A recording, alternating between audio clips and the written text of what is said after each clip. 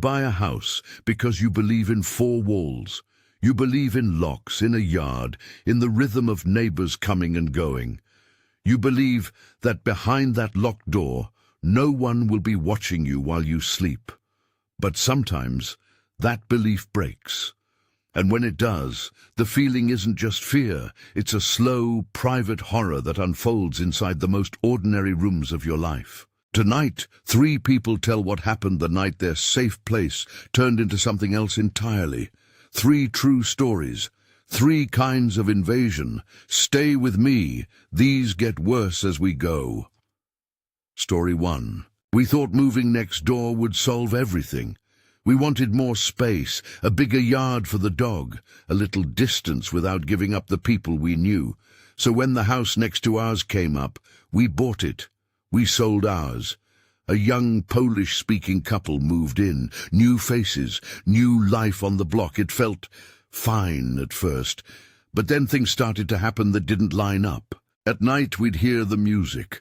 Not soft music, loud music, like someone testing the speakers. On some nights there was banging, not the typical party noise. It was heavy, deliberate, the kind you notice when you try to sleep. Our dog would stand at the fence and whine, watch the gate like he could tell us something before we even knew to ask. Once the neighbor came back to his old driveway and his car was dented. He walked up the sidewalk with his hands in his pockets, face pale. He didn't want to talk at first. Later, he told us he'd come back from work and found the damage. Someone had keyed the car, he said. We didn't know what to make of it then. You tell yourself neighbors have bad nights. People fight. People leave messy signs of those fights on cars and fences. You don't think of an orchestrated pattern. Then the doorbell footage happened. We had a ring. We checked it after a delivery.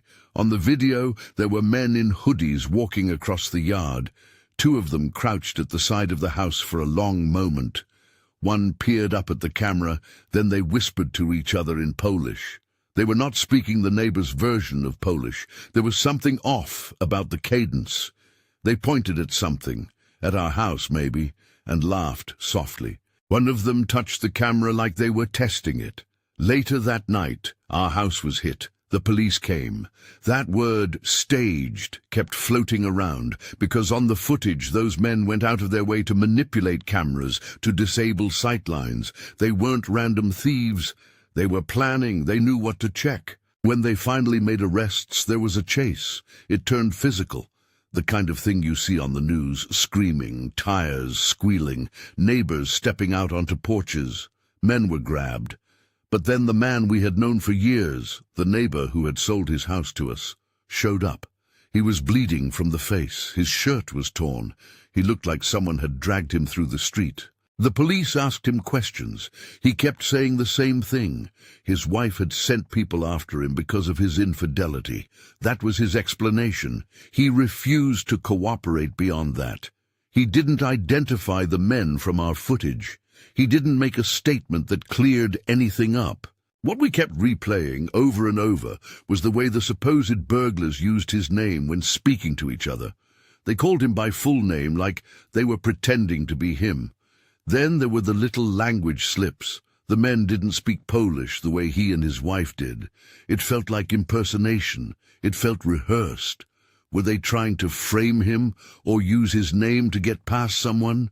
We couldn't say for sure. The police took reports. They took our footage. They arrested the men.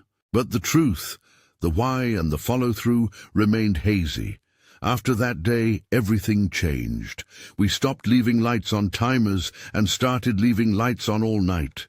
Every car that slowed past our driveway made our hearts race.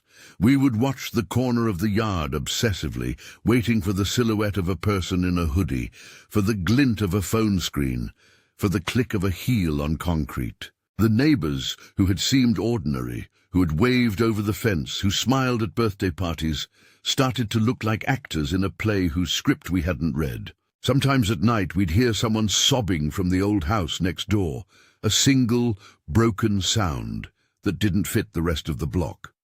Once we saw a woman through the curtains, bent over a sink, and she looked exhausted beyond description. She left once with a single suitcase. The house sat quiet for days. Then someone else moved in. Or maybe it was the same people, changed. We lived with that unease for months. We changed the locks, we installed better lights, we added a camera aimed at the side yard because we were terrified they'd come back and we'd know nothing about it. The police told us to call if we saw anything new. They promised to monitor, they did what they could. But here's the part that stayed with me. The neighbor who showed up after the arrests, the one with his face split and his story ready. That look on his face. He didn't defend himself. He didn't accuse anyone else. He seemed like someone who had been through something he couldn't explain. He said his wife had sent people after him. He said it like it was a fact. We didn't know whether to believe him. We also didn't know whether believing him would make us any safer. The last image I have is of him, standing in the dim porch light, shoulders hunched, watching his old house with a kind of hollow attention. He walked away when the officers started asking more questions. We looked at each other and realized that the life next door, one we had thought we knew, had more layers than any of us had noticed. And the people in it could switch roles: victim, perpetrator, witness. We never found the neat ending we wanted. If you want to hear the other two, make sure you're subscribed. The next one gets worse. Story 2. I used to watch YouTube late into the night, the kind of late that bleeds into early morning. I had a setup that made me feel safe, a split-level room with a big window and a mirrored closet that made the room feel like two. People say mirrors double a space. That's true in the daylight. At night, with the lamp on and the other room dark, a mirror becomes a thin, reflective world, one that can betray you. Sounds started first. Soft shuffles, then the breathing. At first I thought it was the house settling. Old houses do that. Pipes groan, frames move. But there were times when the breathing was too close to be the house. It sounded like someone right outside the window, standing still, taking long, measured breaths. I would sit up and stare at the mirror and see the silhouette of the room behind me, my poster, the lamp, my reflection. And sometimes in that reflection there'd be a shadow at the edge of the glass, a shape like a shoulder, then nothing. My dad would tell me to stop imagining things. He'd laugh it off. He'd tell me teenagers have overactive imaginations, and the internet doesn't help. For months it was the same loop: noise, doubt, shrug, until the night of the windstorm. Wind can make a house feel alive. That night it was relentless, branches scraping, rain beating at the siding, the kind of weather that makes every little sound a threat. I was up again watching videos when I heard it. A louder crash, the fence slamming, like someone pushing through the yard. I went to the window and looked out. There was a man there. He was silhouetted against the streetlight. He stood near the fence in the neighbor's yard. He looked up at our house, right at the window. For a moment he froze, like he was checking to see if someone saw him. Then he moved closer, put his hand on the fence, and in a motion that didn't make sense to me, he climbed it. He dropped into our yard and was gone, just vanished into the rain and the dark, like he had never stepped through the fence at all. I ran to my dad. I told him what I had seen. He didn't gasp, he didn't yell. He grabbed his jacket and ran outside. I stood at the window and watched him scan the yard.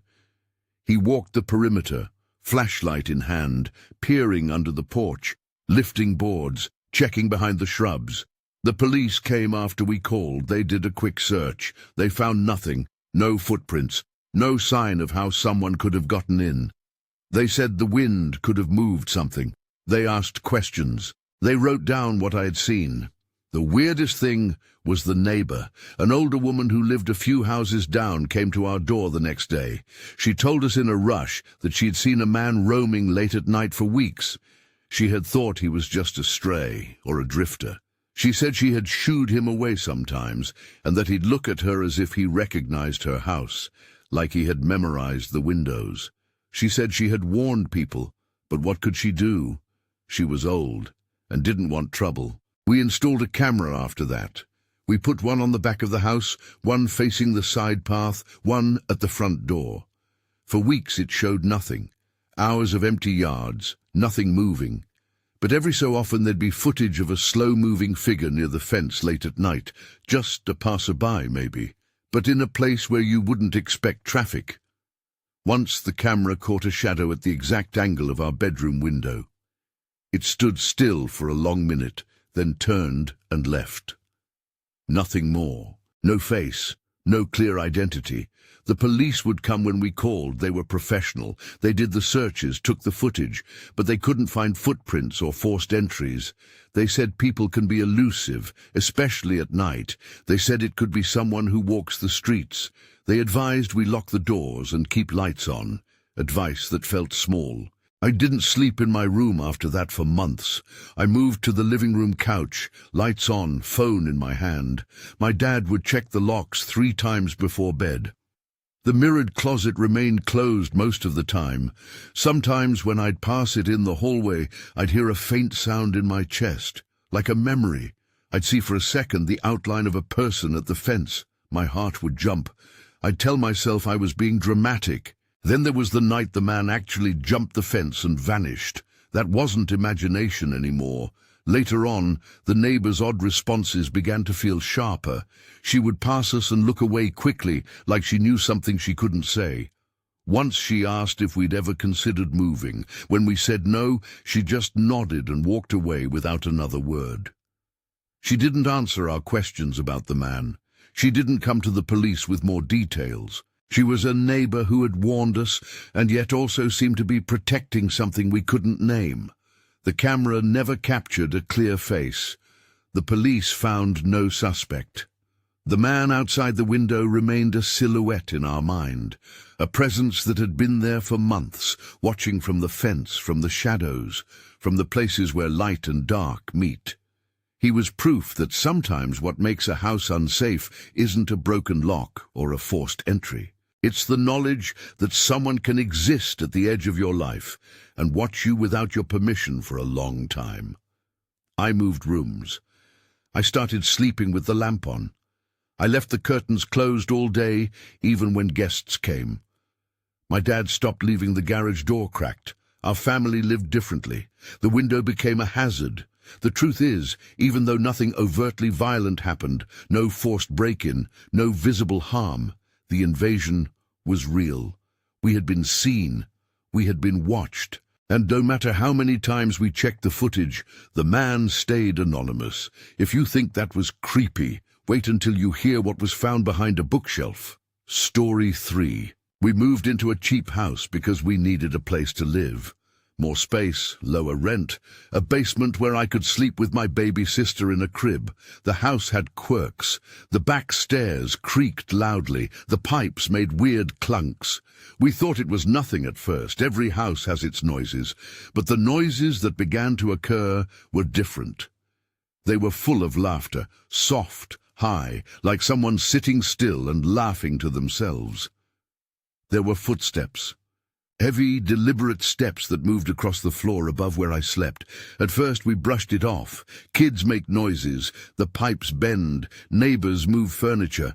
But one night we came home from dinner and heard someone inside. The front door was slightly ajar. We froze in the cold fall air. My parents told us to stay quiet and called the police. The dispatcher told us to wait outside. We stood on the porch with the dog pressed against our legs, the wind tossing dry leaves around our shoes. When the police arrived, they went inside. We watched from the streetlight, holding each other's hands until our fingers went numb. They said someone had been in the house. They dusted for prints. They took photos of things that looked like they'd been moved. A window latch was bent. The officers said there was evidence of a recent presence. Coffee cups left. A chair moved. They said we'd been lucky there wasn't a direct confrontation. We were lucky, we told ourselves. And yet the sense of being violated didn't leave. We kept hearing small sounds, whispering behind walls. Our baby sister woke up and would point at the darkness with a tiny finger, as if naming it. I started sleeping in the basement with her because upstairs felt exposed. The basement was small and half-finished, but it was enclosed. There was a shelf with books and a built-in bookshelf against one wall. It felt like armor. But the laughter kept coming from the other side of that wall. The baby monitor, an old hand-me-down we used to check on her breathing, picked up static and voices, and then a sound like someone moving something heavy. One night, the monitor crackled and then cut. When I went to check, I found it on the floor in the hallway. Someone had moved it. I armed myself with a flashlight and a baseball bat, not because I wanted to be a hero, because I was a teenager and terrified and wanted something to hold. I searched the house, moving slowly, calling out to anyone inside to leave. The books on the built-in shelf were disheveled. A book fell when I nudged the shelf with my shoulder. Behind the books, it was different. The shelf had been built into the wall in a way that left a gap. The gap was small, narrow. It looked like someone could stand or crouch back there out of sight. When the police came back, this time with more urgency, they tore the shelf apart. What they found changed everything. There were food wrappers, empty cups, a small switchblade, clothing folded neatly on a blanket. There was a half-eaten apple, its flesh browned at the edges. There were cigarette butts, and then there was the thing that made my stomach drop.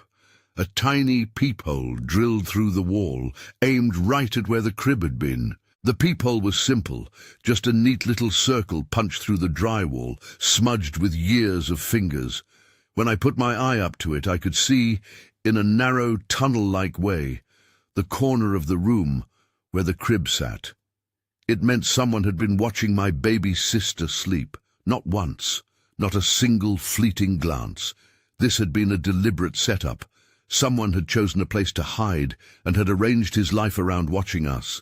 He had created a view of our most private moments. The officers told us they found footprints in the dirt outside the back wall and evidence the person had entered through an unsecured basement window.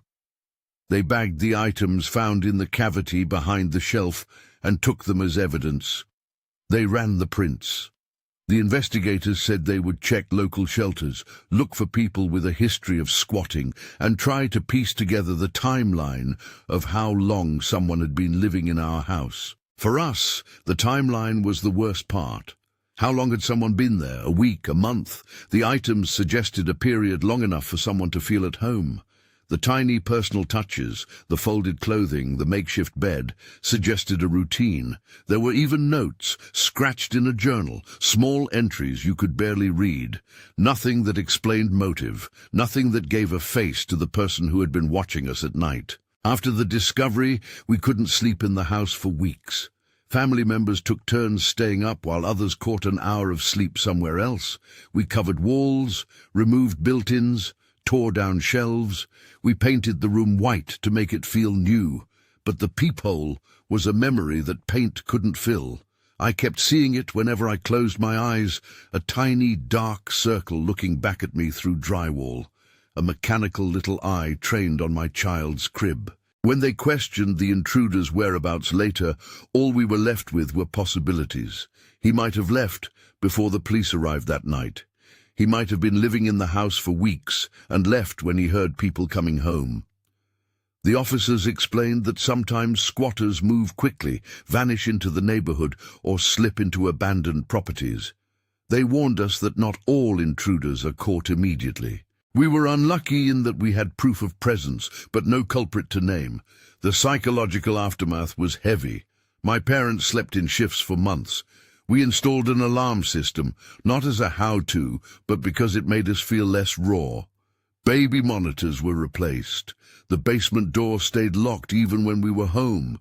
The house felt smaller somehow, like someone had siphoned off safety and kept the remainder in a jar on a shelf. Months later, I found a scuff mark on the back of the bookshelf, just a thin, pale line where something had rubbed against the wood over time. I thought about how long something like that could go unnoticed. I thought about the food wrappers and the apple and the cigarette butts, and realized that someone had made space in our home to be close to us for reasons that were not obvious or explainable. That intimacy was a violation in its purest form. It wasn't about theft. It wasn't about breaking windows. It was about the idea that someone could decide to live inside our wall, watching us breathe. The police closed their file after a while. They kept the items as evidence. They told us they'd follow up if anything else turned up.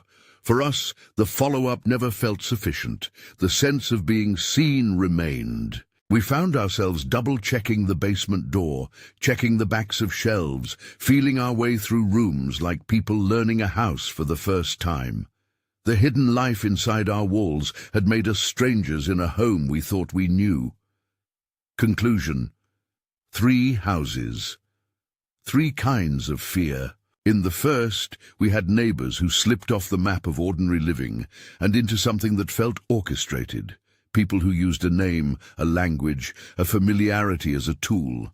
The arrests answered some questions but left other ones hanging. The neighbor who appeared bloodied and silent complicated everything. In the second, someone stalked the thresholds of a child's bedroom with long, patient nights and vanished like wind. A silhouette at the fence was all the proof there was, but proof enough to change habits and lives forever. In the third, the violation was intimate and structural. Someone lived half-hidden in the house, scraping together a life in the cavity of our own walls, watching a child's crib through a tiny hole. They share a pattern. The home, in all 3 accounts, was not a fortress. It was porous. The boundaries we assume are solid. Walls, yards, porches were breached in different ways. Impersonation, surveillance, occupation. The police did what they could within the limits of evidence and law. The solutions were often practical and small: cameras, locks, alarms, but the scars were psychological. The narrators changed how they slept, how they opened their curtains, how they trusted the knock at the door. There are no tidy endings here, no sweeping rescues, no single explanation that ties every loose thread. Sometimes people are complicit. Sometimes people are victims. Sometimes both things are true in the same life. Sometimes the worst discovery is not that someone broke in, but that your definition of neighbor can be a mask. If any of these stories resonates with something you've lived, or if you know someone who has had their home invaded in ways that didn't involve a loud crash, tell us in the comments. Share your story. Like and subscribe if these accounts gave you chills, and you want more real-life stories that peel back what feels safe in our everyday lives.